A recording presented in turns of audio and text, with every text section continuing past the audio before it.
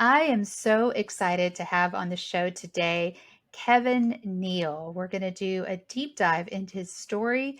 Kevin, thank you so much for coming on.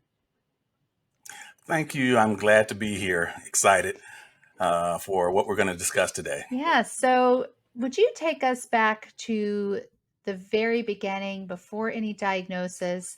What was going on in your life at that time? Well, actually, I did not have any symptoms whatsoever. I was feeling pretty healthy. I thought everything was going fairly well, and I had been going to my doctor at the VA and going getting my regular checkups and so forth. And he saw something in one of my profiles that concerned him. In your blood work? And Okay. yes, yes. And from that, he started to have me to go to the main hospital to have different tests run and X-rays and those kinds of things. Did he share with And you what his concerns were? no, no, he did not. No, he didn't. How did you feel Um, at that time? well, because I wasn't having any symptoms and because I felt pretty healthy, it really didn't bother me. I just said, well, okay, he sees something that doesn't look quite right because he didn't really say anything that alarmed me. Got it. So I just kind of went along with it. Okay. And so you go and do these additional tests, and then what happened? And this is like over several months because they schedule the different tests at different times. And of course, I didn't share any of this with my family. My wife and children knew nothing about Whoa, it. whoa, whoa, wait, Um, whoa, whoa. Okay. The woman in me is going to come down hard on you now. I understand wanting to protect the children. I think that's a pretty normal response, even mhm. if your kids are grown at that point, right? I get that. Yes. Hmm. Why in the heck? All right, Apple, I'm using heck, not HE double L, but why would you not tell your wife? I didn't want to alarm her unnecessarily. Um, because like I said earlier, I had not felt any kinds of ill effects, and I was feeling pretty healthy. I was going to the gym. I was, working out. I was doing all this good stuff, and I didn't think there was going to be anything So, to it. wait, did you not even tell her about these additional doctor's appointments? Yes. Well, she knew about the additional doctor's appointment, but she didn't know why. She just thought they were just routine type, Got it. Okay. situations. Oh, wow. Whew, okay. And so you go through this over a series of months, and then what happens? And then it was, I think, in November of 2017. Um, I went to the hospital and I was seeing the doctor. And actually, I was seeing the nurse practitioner, and she called in the doctor. And they told me that I had what was called smoldering multiple myeloma. They said this is it's in a smoldering state, so it's not really aggressive or anything like that. And what they told me, they said that actually, if it does not progress um, and become more active within the next 2 years, chances are you won't have to have any kind of treatments at all. Okay. So I'm good with that. Um, and Did you tell your I wife think that at part? that point, yes, at that point, I told mom, yeah, Okay. And yeah. so what did they recommend as next steps? Well, they had me to continue to come monthly to have my blood work checked and so forth. And at that point, um, this was, I guess, around the beginning of 2018 or so forth. I kind of um, thought, hey, okay, they say if nothing progresses within 2 years, I'm Right. good. Um, and so I'm, like I said, I'm still feeling good. I have no problems. Um, by the time 2018, middle of 2018, um, I say, well, it's still looking okay. Um, and all of a sudden, um, I get a message from my job, and my job tells me, okay, we're discontinuing your position. Oh, nice. Okay, Wow. yeah, in the middle of all of this, and okay, they said, well, you have 60 days. It was like 60 or 90 days to find another position within the company. Um, Otherwise, you know, basically you're out on the street. And Wait, so so, the okay, I'm onus looking was on around. you to find something else within the company? Yes, They didn't yes, offer you yes. anything? No, no, What were you no. doing at the time? An engineer with AT&T. Okay. Okay. And so there's nothing available. There's no, I mean, there are positions, um, but nothing was open for me. I'm looking everywhere, and time is running out. So we get to a place where I've got to make a decision. I say, okay, I've got to broaden my search. Yeah, right. Okay, so I started looking outside of Atlanta.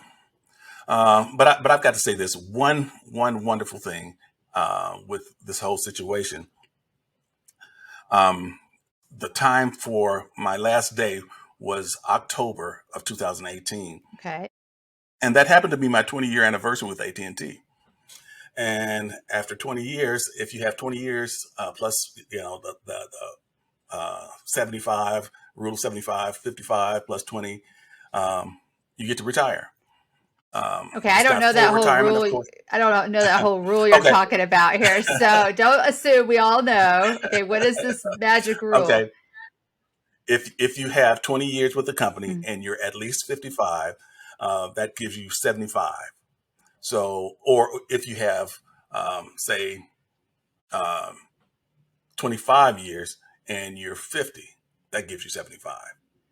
Okay, So so what is 75? What is this magic number of 75? that that allows you to retire with Oh. all your benefits. Oh, so is that what you decided to do? Yes, yes. I was looking toward retirement and also still looking for a job because I'm still, a young man and I need to take care of my family. Right. Job came open in South Carolina with another company, with another telecommunications company, and they offered me everything that I wanted. I told them, what I wanted, um, and I told them that I would need them to move me from Atlanta to South Carolina. They agreed to it all, and everything worked out. That's So I awesome. moved. Yeah, so I moved to South Carolina in uh, January 2019. Okay.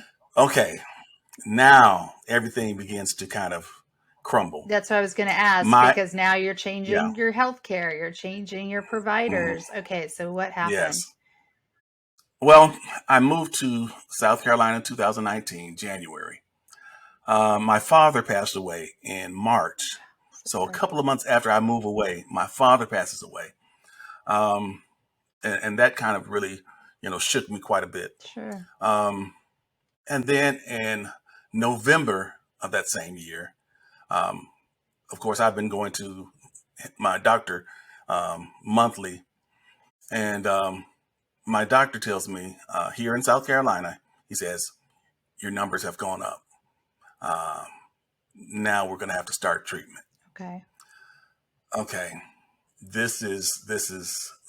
and this is only when I tell my children and the rest of my family what's going Whoa. on. Oh, Kevin.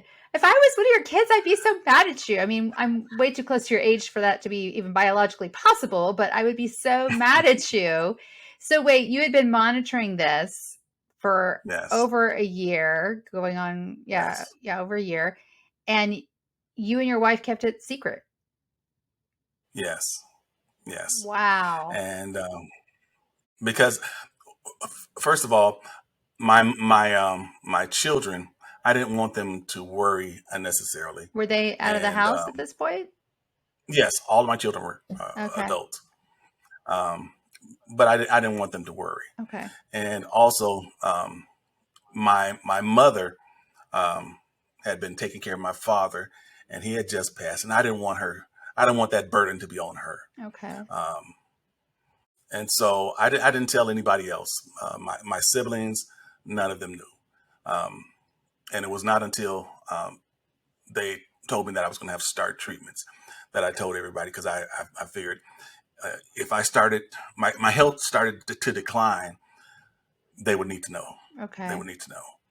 So I told everybody, and of course, it was kind of a shock to everybody because, as I said earlier, I was feeling fine. There was no ill effects, and things were going along well.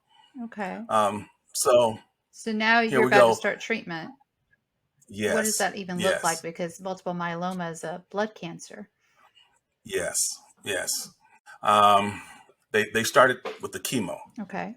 Started with and the first, I think it was the first month, something happened. I don't know if it was I had an adverse reaction to everything, but um, I I could hardly get around um, when my doctor's appointment came, and I had to get a blood transfusion.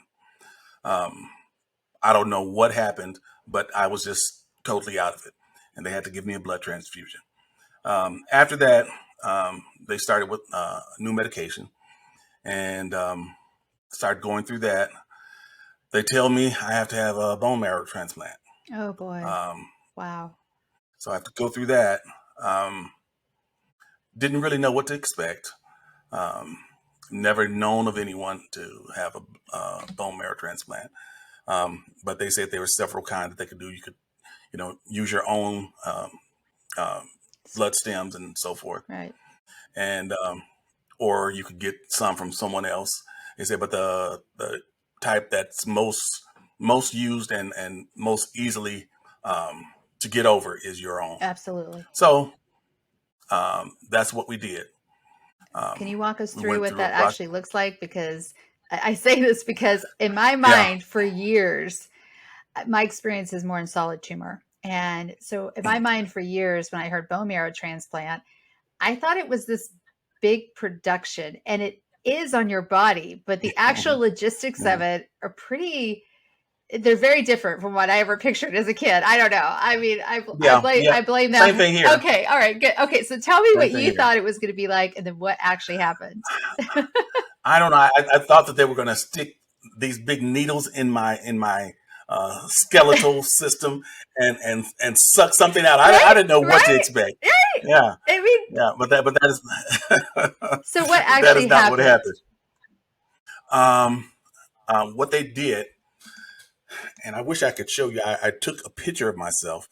Um, they had to put this syringe in my neck with two sides. It had two tubes coming out of it, pretty large, Wow. going into my neck. And I had to go home with that and come back the Wait, next and day. leave it in. Yes, yes, yes, Okay, for people yes. listening, go to YouTube and watch this because he's demonstrating Yeah, where it was and how big it was. And oh my yeah, god, was that yeah. just so strange? It was. It was. Like I said, I had no idea what was going to happen. But they put this needle, this syringe in my neck, taped it off, and I had to go home with it. Came back the next day, um, and sat in the chair for I guess maybe 3 or 4 hours, I was hooked up to a machine that I guess basically sucked out the blood, Yeah. um, separated it from the stem cells, and put it back into my body. Um, it was really amazing, and So they and were then harvesting your stem cells. yes, Yeah. yes, and after that, I had to come back, and they gave me high doses of chemo And can you tell people to why they do complete that? to kill all of the cancer cells that are remaining in the stem cells in your body. So um, what they're trying to do is harvest some cells that they can save Right. and put back into your body, which are good cells. Right. And so those cells were harvested, And actually, they say sometimes they have to do this process several times before they get enough. Right. Did they get enough? Fortunately for me, they got enough the first time. Wow. Okay. So yeah, so I only had to go through it once, and Wow. so they sent me home. That first high dose was pretty tough, pretty tough. I was well aware that I would probably lose my hair and all of that kind of stuff, um, and I did. Um, but that wasn't a major thing.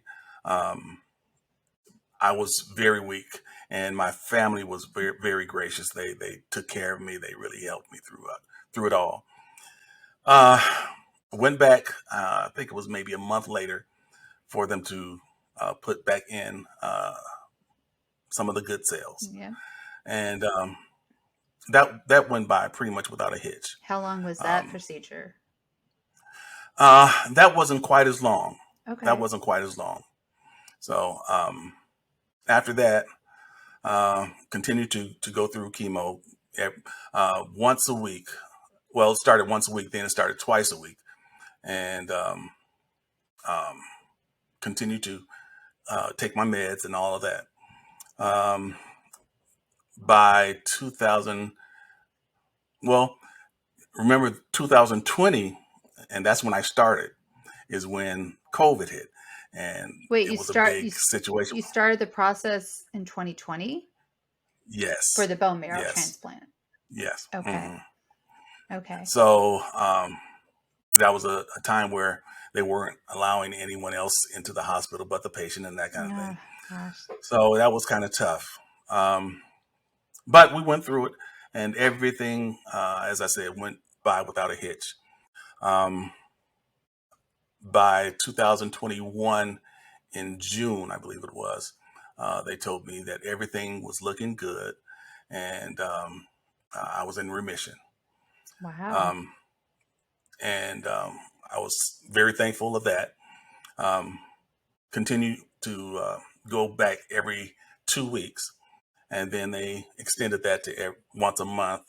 And now I'm back to every 2 weeks again because there's been a change in my medication.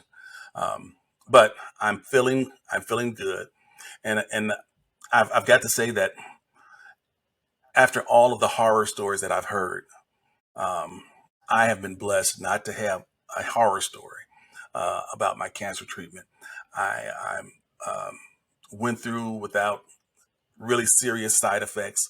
Of course, I've got some small side effects, but the constantly uh, being nauseated and all of that, I never had that.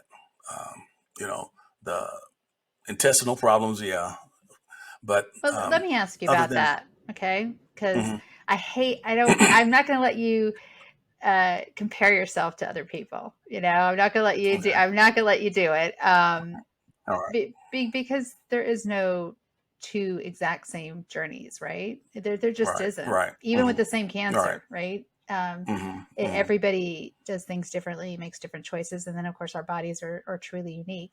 But hmm I do want to ask you, what was your worst moment in all of it? physically or mentally. Up to you. Um, I guess my worst moment was them telling me that I was going to have to go through uh, all the treatments. And after going through almost 2 years with them, not saying anything and everything was looking good. And then all of a sudden, it just almost flipped on a dime. I couldn't understand why, after all this time, 2 years have gone by and everything was looking fine. And all of a sudden now, I've got to have treatment. Um, that really took me for a ride. Do you think that, and I'm not saying it caused cancer, but do you think that stress played a role in, because you were watching, uh, and then the big change was new job, new new home, new state. Do you think all that change in a very short amount of time played a role? It could very well have played a role. because that was a lot of changes going on at that time. Those are major I changes. mean, yes, yes. Yeah. And I mean, we moved to a place we have never been before. We have no family, no friends, no Nope. anything, and that was a major change. Okay. Not to mention, my father passing away just a few months Yes. earlier, and yeah, it was It's a a lot. lot. It's a It was a lot. lot. What about your best moment? My best moment, um, I guess I would say maybe um, when I really just accepted it and said, okay, this is the way it's going to be. Because I've got to admit, initially I was upset. I was mad with God, um, because I've been a Christian most of my life, and I've tried to follow uh, the golden rule and uh, do what God um, calls us to do. And I looked at it and I said, after all of this, and I'm not trying to compare, what I do and what I don't do with what happens to me, but you just sometimes think that if you do the right things, um, life will be gracious to you. Right. Um, That's not always the case. and yeah, that just didn't happen, and I was upset. I was really mad. Um, I think anger and when is I really, good though, right? I think anger is a good hmm emotion because if you're angry, you're not in denial. If you're hmm angry, right, you are accepting of whatever is causing that anger, right? And so I think it can be a very right, healthy emotions sometimes. right. Yeah, I agree. I agree. And I accepted it, and I said, "Wow, okay, listen, this has um, this has lit a fire under me now. I don't know how long I have. I don't know what is going to happen in the future. I don't know what tomorrow holds, but there's some things that I have in me to do that I have not done, Good and for I'm going you. to get busy doing those things." And did you? Yes, yes, I have. Yes. Well, yes, I have started. I am a certified John Maxwell coach and speaker and trainer, Nice. and I decided to start my own business as a coaching business. And I'm right now in the place where I'm pivoting from my 9 to 5 to start, full time as my own boss. That's great. That's so cool. What's one thing you wish you had known at the very beginning, Kevin? And let's go back to when they told you what they saw, but they said you were fine. Like that when you got that news, multiple myeloma. Mhm. Well, I think they were trying to, as I said earlier, not alarm me. Sure. But if I had known uh, the possibilities earlier, I think that would have made things a lot smoother. It would have made the transition from one the smoldering to the actual full blown myeloma. It would have made it a little smoother. Right. But I was given the false impression, I guess, that oh, it's only so many percentage points that people go from smoldering to full blown and all this. But So they I, wanted to give you hope. yeah, Yeah. yeah, Sounds like it. Kevin, you live now in South Carolina, as you mentioned, yes. Hmm. and you're an American. So if you could only do one thing to improve healthcare in the US, what would it be and why? Um, I would say make healthcare free for everyone. I would say everyone that should be a right, not a privilege.